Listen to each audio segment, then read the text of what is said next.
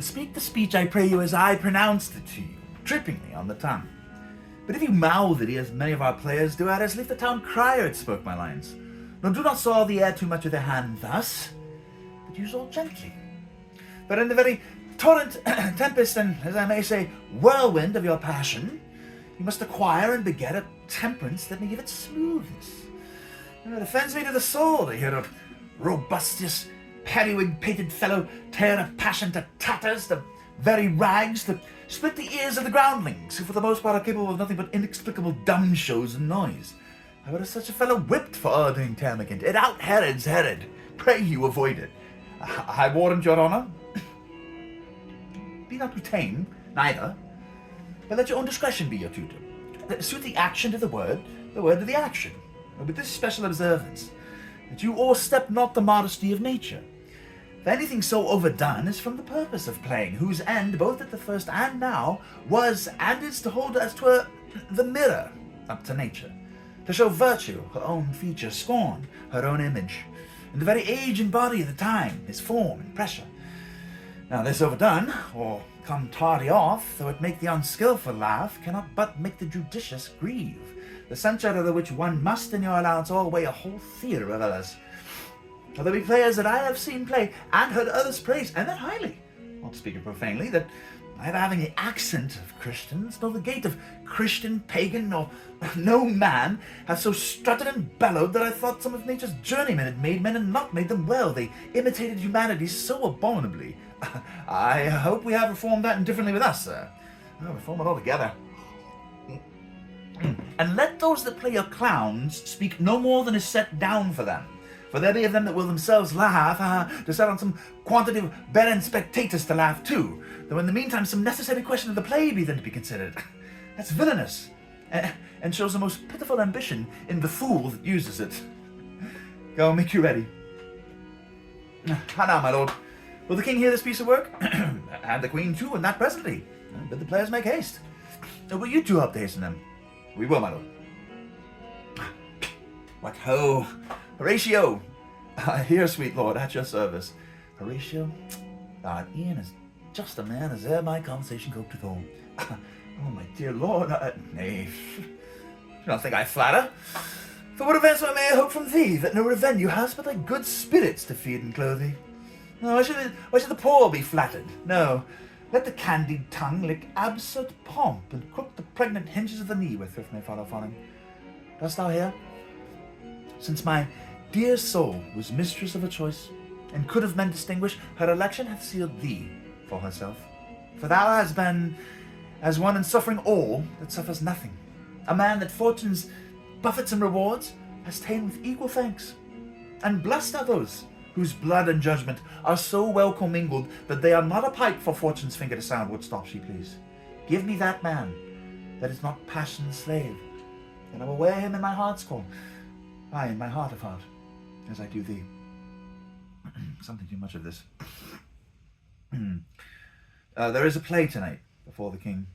One scene of it comes near the circumstance which I have told thee of my father's death. I prithee, when thou seest that act afoot, even with the very comment of thy soul, observe mine uncle.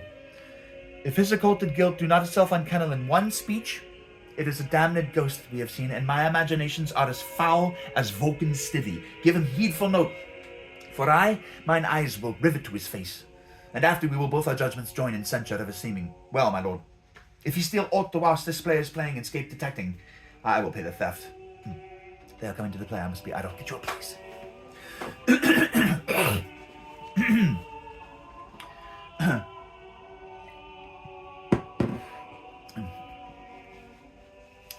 How fares our cousin Hamlet? Excellent, i'faith. Of the chameleon's dish, I eat the air, promise crowned. You cannot feed capons so. I have nothing with this answer, Hamlet. These words are not mine. No, mine now. My lord, you played once at the university, you say? That did I, my lord, and was accounted a good actor. And what did you enact? I did enact Julius Caesar. I was killed at the Capitol. Brutus killed me. It's a brute part of him to kill so capital a calf there. Be the players ready? Aye, my lord, they stay upon your patience. Come hither, my dear Hamlet. Sit by me. No, good mother, here's metal more attractive. Oh, do you mark that? Lady, shall I lie in your lap? No, my lord. I mean my head upon your lap. Aye, my lord. Do you think I'm in country matters? I think nothing, my lord. Oh, that's a fair thought to lie between maids' legs. What is, my lord? Nothing. You are merry, my lord. Who, I? Aye, my lord. Oh, God, you're only jig maker. What should a man do but be merry, huh? For look you, how cheerfully my mother looks. My father died within 2 hours. Nay, 'tis twice 2 months, my lord. So long. Nay, then let the devil wear black, for the suit of sables. Well, heavens, died 2 months ago and not forgotten yet. Well, then there's hope a great man's memory may outlive his life half a year. But by a lady you must build churches then. Or else shall he suffer not thinking on with the hobby horse suits. Epitaph is for the hobby horses forgot.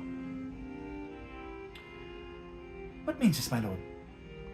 Mary, this is Mishing Malako. It means mischief. Belike this show imports the argument of the play. We should know by this fellow. The players cannot keep counsel. They'll tell all. Will you tell us what the show meant? Aye. Or any show that you will show him. Be not you ashamed to show. I'm not ashamed to tell you what it means. You are not. I'll mark the play. For us, and for our tragedy, here stooping to your clemency, we beg your hearing, patiently. Is this a prologue or the posy of a ring? 'Tis brief, my lord, as woman's love. 430 times hath Phoebus' cart gone round, Neptune's salt wash, and Tellus orbit ground, and 30 dozen moons with borrowed sheen about the world of times 1230's been, since love our hearts and Hymen did our hands unite commutual in most secret bands. So many journeys may the sun and moon make us again count o'er ere love be done. But woe is me, you are so sick of late, so far from cheer and from your former state, that I distrust you. Yet, though I distrust, discomfort you, my lord, if nothing must. For women's fear and love hold quantity, in neither aught or in extremity. Now, what my love is, proof hath made you know. And as my love is sized, my fear is so. Where love is great, the littlest doubts are fear. Where little fears grow great, great love grows there. Faith, I must leave thee, love, and shortly too. My operant powers their functions leave to do. And thou shalt live in this fair world behind, honoured, beloved, and, haply, one as kind. For husband shalt thou, oh, confound the rest! Such love must needs be treason in my breast. And second husband, let me be accursed. None wed the second, but who killed the first. Wormwood.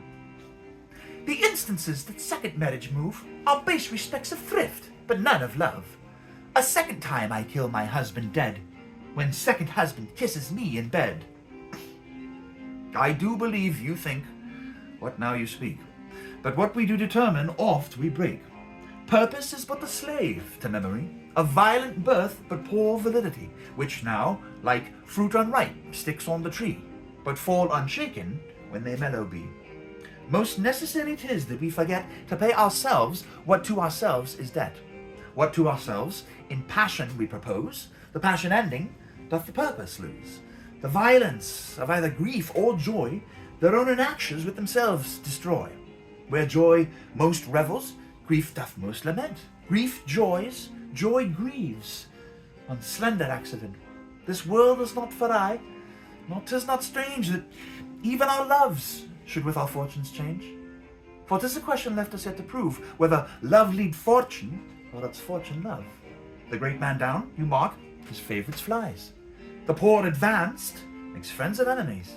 And hitherto doth love on fortune tend. For who not needs, shall never lack a friend. And who in want a hollow friend doth try, directly seizes him his enemy.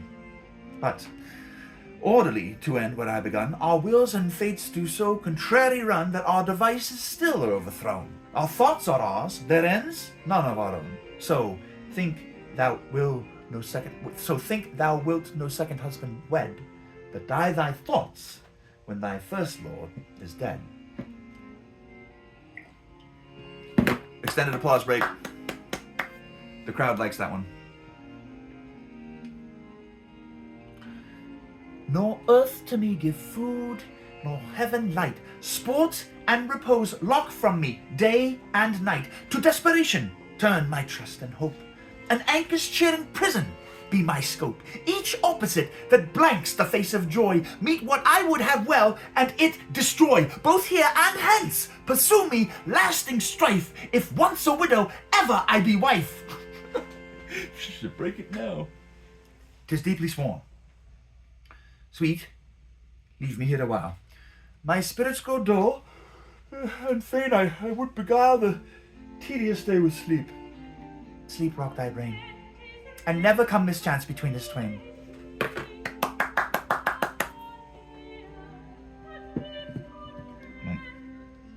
Hold on.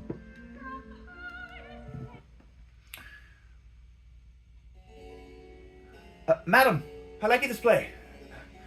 The lady doth protest too much, methinks. Oh, but she'll keep her word. Have you heard the argument? Is there no offence in it? No, lady, but jest, poison and jest, no offence in the world. What do you call the play? The Mousetrap. Mary, how? Tropically. This play is the image of a murder done in Vienna. Gonzago is the Duke's name, his wife Baptista, usually anon. 'Tis a knavish piece of work, but what of that? Your Majesty and we that have free souls, it touches us not. At the gold jade wince, our withers are unwrung. This is one Lucianus, nephew to the king. You are as good as a chorus, my lord.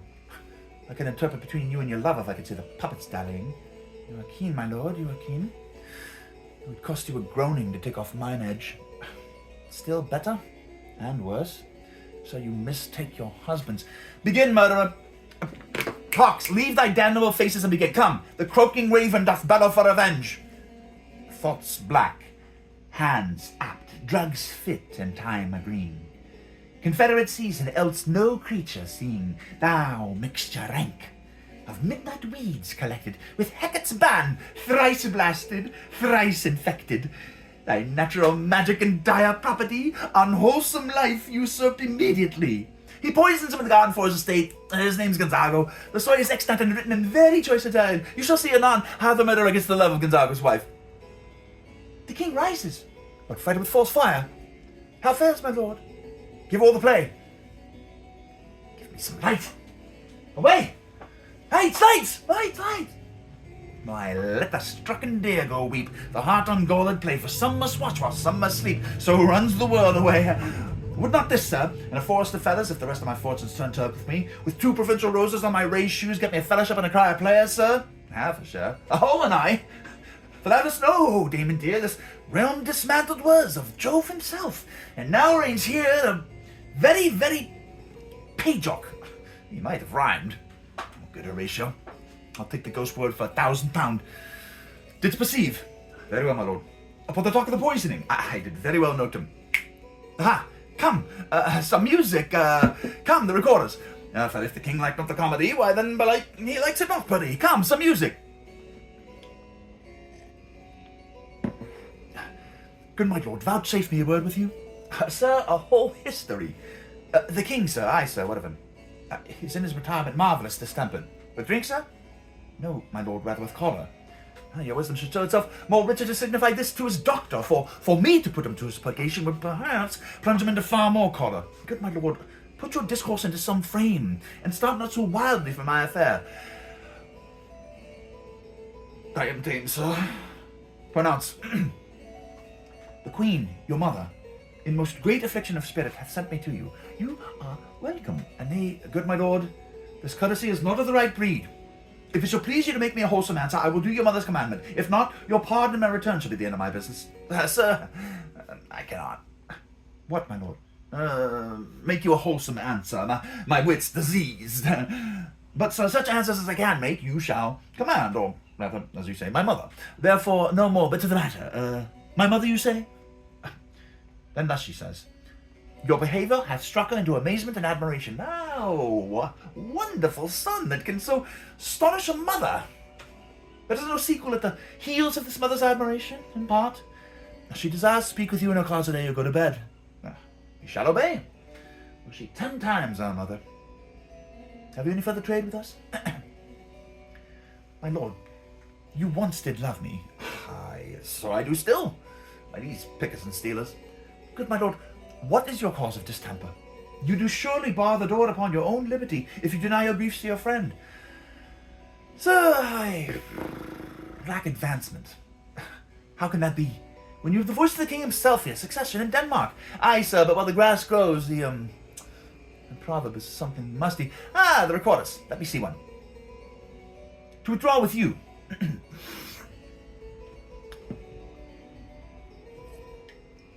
Why do you go about to recover the wind of me as if you would drive me into a toil? Oh, my lord, if my duty be too bold, my love is too unmannerly. I do not well understand that. Will you play upon this pipe? My lord, I cannot. I pray you. But believe me, I cannot. No, I do beseech you. I know no touch of it, my lord. It's as easy as lying. Govern these vintages with your fingers and thumb, give it breath with your mouth, and it would discourse most eloquent music. Look you, these are the stops.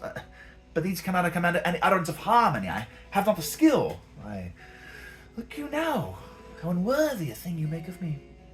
You would play upon me, you would seem to know my stops, you would pluck out the heart of my mystery, you would sound me from my lowest note to the top of my compass, and there is much music, excellent voice in this little organ, yet cannot you make it speak? Sblood, do you think that I'm easy to be played on in a pipe? Call me what instrument you will, you can fret me. You cannot play upon me. God bless you, sir. My lord, the queen would speak with you, and presently. Do you see yonder cloud that's almost in shape of a camel? By the mass, and 'tis like a camel indeed. Methinks it's like a weasel. It is backed like a weasel, or like a whale. Very like a whale. Then I will come to my mother by and by. They fooled me to the top of my bed. I will come by and by. I will say so. By and by is easily said. Leave me, friends. 'Tis now the very witching time of night, when churchyards yawn, and hell itself breathes out contagion to this world.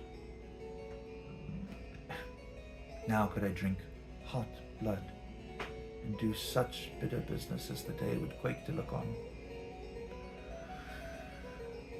Soft now to my mother, O heart, lose not thy nature. Let not ever the soul of Nero enter this firm bosom. Let me be cruel, not unnatural. I will speak daggers to her, but use none. My tongue and soul in this be hypocrites. How in my words somever she be shent, to give them seals, never my soul consent.